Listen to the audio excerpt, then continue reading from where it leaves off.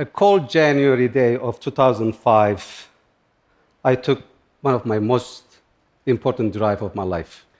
I was on this road in upstate New York trying to find this old factory.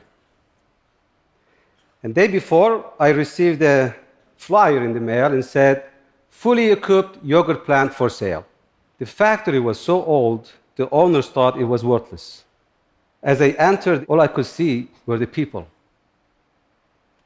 There were 55 of them.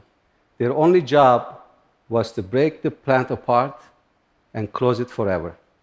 What hit me the hardest at that time, this wasn't just an old factory. This was a time machine.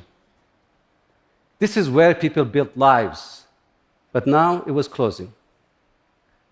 And the company wasn't just giving up on yogurt, it was giving up on them, as if they were not good enough.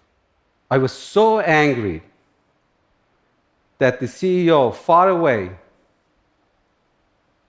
in a tower or somewhere, looking at the spreadsheets and closing the factory. Spreadsheets are lazy.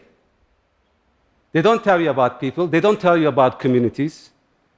But unfortunately, this is how too many business decisions are made today. By August 2005, I had the keys for this factory. The first thing I did was to hire 4 of the original 55 people.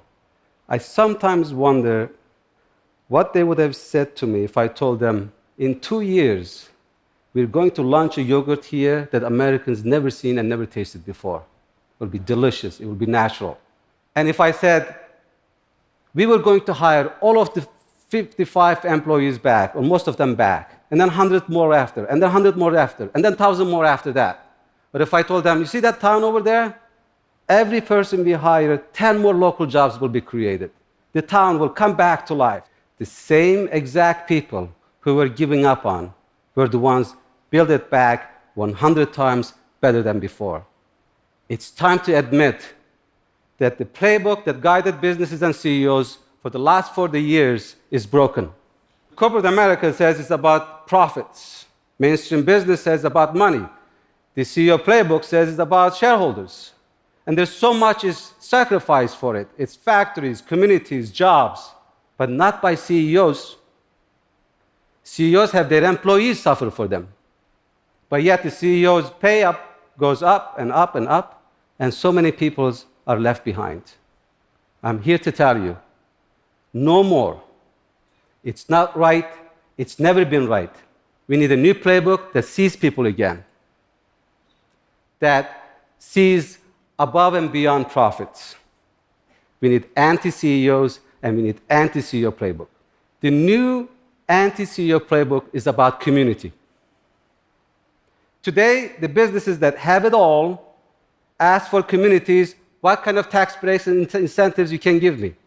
The reality is, businesses should go to the struggling communities and ask, how can I help you? Go search for communities that you can be part of. Ask for permission. And be with them. Open the walls and succeed together.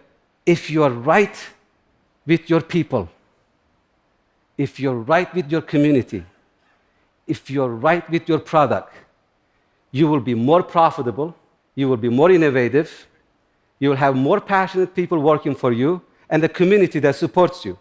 And that's what the anti-CEO playbook is all about. This is the difference between profit and true wealth.